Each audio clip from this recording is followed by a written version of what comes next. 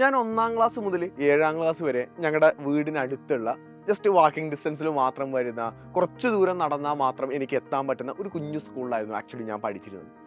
പിന്നീട് 7-ാം ക്ലാസ് കഴിഞ്ഞതിന് ശേഷമാണ് ഞാൻ ആദ്യമായിട്ട് ബസ്സിൽ ട്രാവൽ ചെയ്തിട്ട് ഒരു വലിയ സ്കൂളിലേക്ക് ആക്ച്വലി എത്തുകയുണ്ടായത്. അപ്പോൾ ആ വലിയ സ്കൂളിലേക്ക് എത്തുന്നതും അതുപോലെ തന്നെ 7-ാം ക്ലാസ് വരെ പഠിച്ച ജീവിതവും തമ്മിൽ എനിക്ക് ആക്ച്വലി ഭയങ്കരമായ വലിയ മാറ്റങ്ങൾ ഫീൽ ചെയ്തിരുന്നു. നിങ്ങൾ പല ആളുകൾക്കും ആ ഒരു മാറ്റത്തേക്ക് ഫീൽ ചെയ്യുന്നുണ്ടായിരിക്കും. 7-ാം ക്ലാസ് വരെ പഠിച്ച സ്കൂളിൽ വളരെ കുറച്ച് കുട്ടികളായിരിക്കും ഉണ്ടായിരിക്കുക, വളരെ കുറച്ച് അധ്യാപകരായിരുന്നു ഉണ്ടായിരുന്നത്. അതുകൊണ്ട് തന്നെ എല്ലാ അധ്യാപകർക്കും നമ്മളെല്ലാം ഫെമിലിയർ ആണ്. അതുപോലെ തന്നെ അവിടെയുള്ള ഒരുവിധം എല്ലാ കുട്ടികളെയും നമുക്ക് എല്ലാവർക്കും അറിയാം. എല്ലാവരും നമ്മുടെ ഫ്രണ്ട്സാണ്, നമ്മുടെ അയൽവാസികളും നമ്മുടെ നാട്ടുകാരുമായിട്ടുള്ള മാത്രം മക്കളായിരുന്നു ഉണ്ടായിരുന്നത്. പക്ഷേ 8-ാം ക്ലാസ്സിലേക്ക് എത്തുന്ന സമയത്ത് 7-ാം ക്ലാസ് വരെ ഞങ്ങൾ അവിടുത്തെ സീനിയേഴ്സൊക്കെ ആയിട്ട് ആ സ്കൂളിലൊക്കെ അടിപൊളിയായിട്ട് വിലസിയിരുന്ന ഞങ്ങളാണ് 8-ാം ക്ലാസ്സിലേക്ക് എത്തുന്ന സമയത്ത് അതിൽ വലിയൊരു മാറ്റം വരുന്നത്. അവിടെ ഞങ്ങൾ വീണ്ടും ജൂനിയേഴ്സ് ആയിട്ട് മാറി. അവിടെ 9-ാം ക്ലാസ്സുകാരും 10-ാം ക്ലാസ്സുകാരും +1കാരും +2കാരും ഒക്കെയുള്ള ഒരു വലിയ ക്യാമ്പസിലേക്ക്, ഏകദേശം 3000-ഓളം മക്കൾ പഠിക്കുന്ന ഒരു വലിയ ക്യാമ്പസിലേക്കാണ് ഞാൻ ശരിക്കും എത്തിയത്. അന്ന് ആ ഒരു സ്കൂളിലേക്ക് ചെന്ന സമയത്ത് ഭയങ്കര ക്യൂരിയോസിറ്റി ആയിരുന്നു. സ്കൂൾ ബസ്സിലേക്ക് കയറി ആ സ്കൂളിലേക്ക് ഇറങ്ങി. അവിടെ ഇറങ്ങിയിട്ട് പിന്നീട് നോക്കുന്ന സമയത്ത് ഒരുപാട് വലിയ വിശാലമായിട്ട് കിടക്കുന്ന ബിൽഡിങ്ങുകൾ. അതിൽ ശരിക്കും എനിക്ക് നല്ല ഓർമ്മയിലുണ്ട്. ഞാൻ 7-ാം ക്ലാസ് വരെ പഠിച്ച സ്കൂളിൽ ആകെ ഉണ്ടായിരുന്ന ABCDE എന്ന് പറയുന്ന ഡിവിഷൻ വരെ ആയിരുന്നുവെങ്കിൽ ഞാൻ 8-ാം ക്ലാസ്സിലേക്ക് എത്തുന്ന സമയത്ത് 8-ാം ക്ലാസ്സിൽ ഞാൻ ജോയിൻ ചെയ്ത ഡിവിഷൻ എന്ന് പറയുന്നത് 8X എന്ന് പറയുന്ന ഡിവിഷനിലേക്കാണ്. എന്നുവെച്ചാൽ അത്രയും ബാച്ചുകളുള്ള വലിയ സ്കൂളിലേക്ക് കയറി.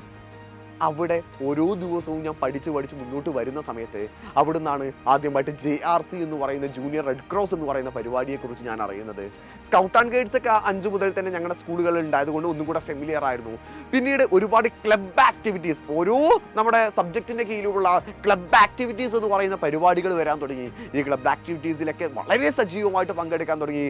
ആർട്സിൽ പങ്കെടുത്തു, സ്പോർട്സിൽ പങ്കെടുത്തു. അങ്ങനെ അടിപൊളിയായിട്ട് 8-ാം ക്ലാസ് ഇങ്ങനെ മുന്നോട്ട് പോയി. ഓണം എക്സാമിനേഷൻ എത്തി. ഓണം എക്സാമിനേഷൻ എത്തിയപ്പോഴാണ് ഞാനൊരു കാര്യം മനസ്സിലാക്കിയത്. എല്ലാ പരിപാടിയിലും ഞാൻ അടിപൊളിയായിരുന്നു.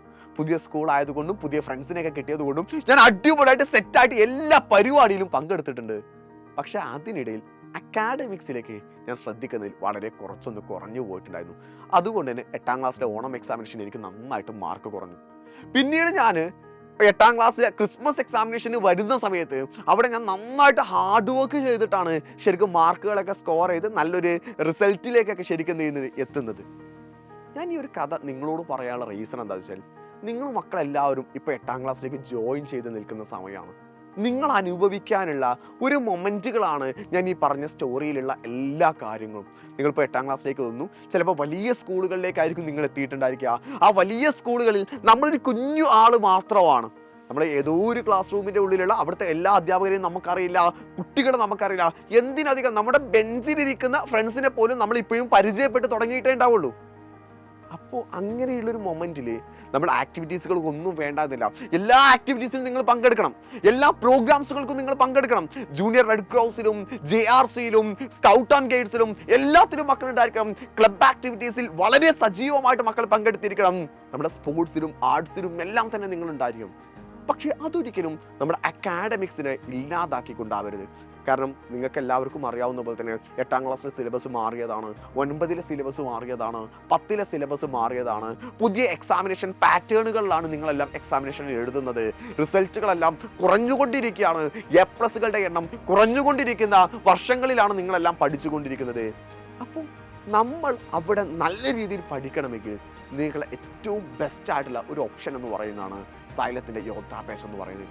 നിങ്ങളുടെ പ്രോഗ്രാംസുകളെല്ലാം അവിടെ നടക്കുന്ന സമയത്ത്, നിങ്ങൾ ഇവൻറ്റുകൾക്കെല്ലാം പാർട്ടിസിപ്പേറ്റ് ചെയ്യുന്ന സമയത്ത്, നിങ്ങൾ പ്രോഗ്രാംസുകൾക്കെല്ലാം സജീവമായിട്ട് പങ്കെടുക്കുന്ന സമയത്തും നിങ്ങൾക്ക് വീട്ടിൽ വന്നിട്ടും ഓരോ സബ്ജക്റ്റിനെയും വ്യക്തമായി അടിപൊളിയായിട്ട് പഠിക്കാൻ പറ്റും.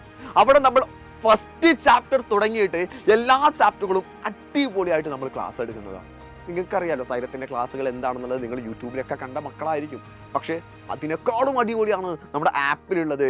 യോദ്ധാ ബാച്ചിലുള്ള മക്കളുണ്ടെങ്കിൽ അവർ നേരെ കമൻറ്റ് ബോക്സിൽ ആക്ച്വലി അവിടുത്തെ വൈബ് എന്താണെന്ന് പറയണം. നമ്മൾ വളരെ ഡീറ്റെയിൽ ആയിട്ട് വ്യക്തമായിട്ട് നിങ്ങൾക്ക് എടുത്തു തരും. പക്ഷേ നിങ്ങൾക്ക് എന്ത് ചെയ്യില്ല, ഒരുപാട് സമയം പഠിച്ചതിൻ്റെ വലിയ ബേർഡനൊന്നും നിങ്ങൾക്ക് ഫീൽ ചെയ്യില്ല.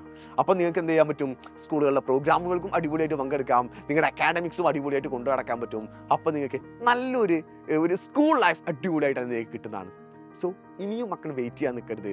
സ്കൂളുകളൊക്കെ തുറന്നു. ഇനി നമ്മുടെ മുമ്പിൽ വളരെ കുറച്ച് ദിവസങ്ങൾ മാത്രമാണ് ആക്ച്വലി ഉണ്ടായിരിക്കുക. പെട്ടെന്ന് എന്ന് പറയുന്ന സമയം കൊണ്ട് ഓണം എക്സാമിനേഷൻ എത്തും. അത് കഴിഞ്ഞ് നമ്മൾ ഒന്നും കൂടെ ആലോചിക്കുമ്പോഴേക്ക് ക്രിസ്മസ് എക്സാം എത്തും. അത് കഴിയുമ്പോഴേക്ക് നമ്മളോട് സ്കൂളിൽ നിന്ന് പറയും 8ാം ക്ലാസ് കഴിഞ്ഞ് നിങ്ങളിത് അടുത്ത ക്ലാസ്സിലേക്ക് 9ാം ക്ലാസ്സിലേക്ക് പോയിട്ട് ഇരുന്നോ എന്നൊക്കെ പറയും. അപ്പോഴാണ് നമുക്ക് ബോധം വരിക, ഇത് പെട്ടെന്ന് കഴിയുന്നതാണെന്നുള്ളത്.